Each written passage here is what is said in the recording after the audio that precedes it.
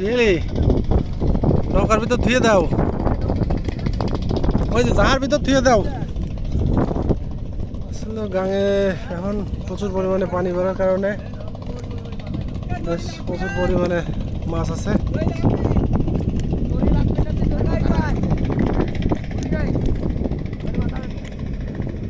তো আমরা একটা নৌকা উঠাতে আসছি অনেকদিন পর। তো নৌকাটা বেশ গভীরে পড়ে গেছে, দেখতে পাচ্ছেন এই হচ্ছে ডাঙা।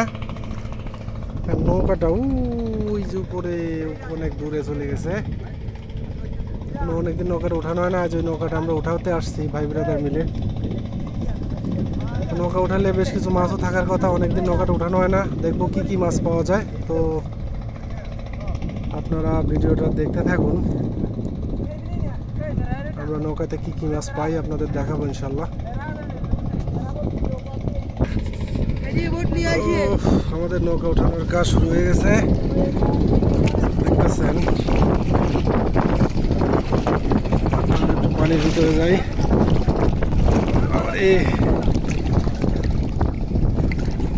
হ্যাঁ অনেক শেষি ভালো। ওরে বাবা এখানে কত পানি রে, আমি ডুবে গেলাম। দেখেন আসলে নদীতে মাছ ধরার ব্যাপারটা যত সহজ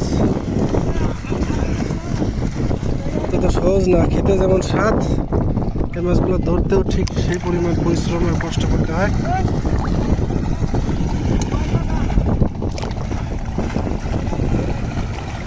হ্যাঁ ভাইস্তে কষিয়ে কষিয়ে ঠিক আছে, ঠিক হয়েছে তো থার কথা। দেখা যাক, অনেকদিন যাবত এই নৌকাটা ডুবানোর ছিল।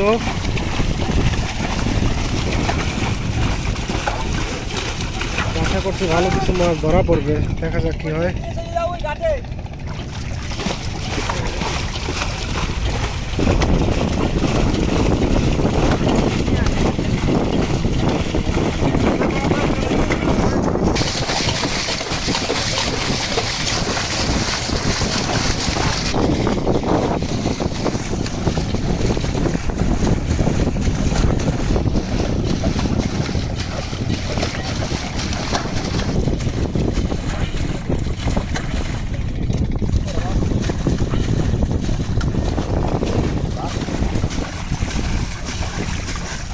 পাগল পানি গুলো কতবার এটা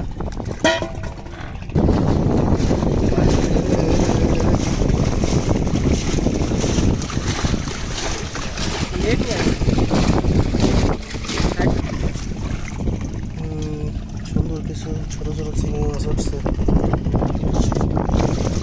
ছোট গুড় হয়েছে দেখবে না।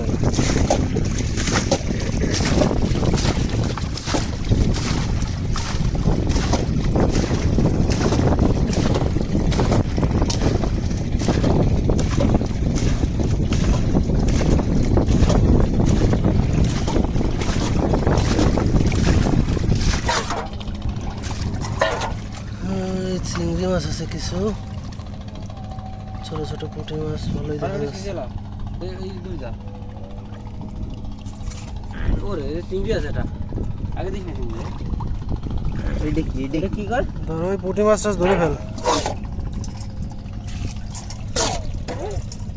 লাল নাই রে মাগুর নাকি রে, লাল ওই দেখি। ওই যেটা বাইম আসতেছে, বাইম ছোট বাইম আসতেছে ওটা।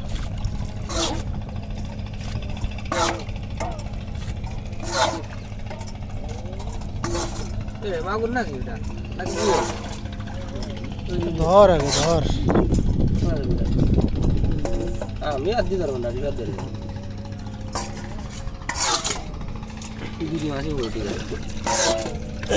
সুন্দর একটা চিংড়ি মাছ।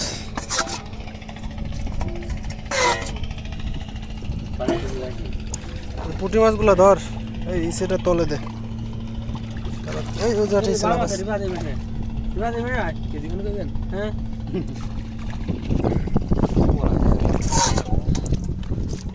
জিএলের কিরকম কালার, এগুলো লাল হয়ে গেছে, পাইয়ে গেছে মনে হচ্ছে। বুটি ধর আমরা যে বুটি ফেলা দিয়েছি রে, যা খানি নৌকা একদম ভরি যাইতে লাভ আছে না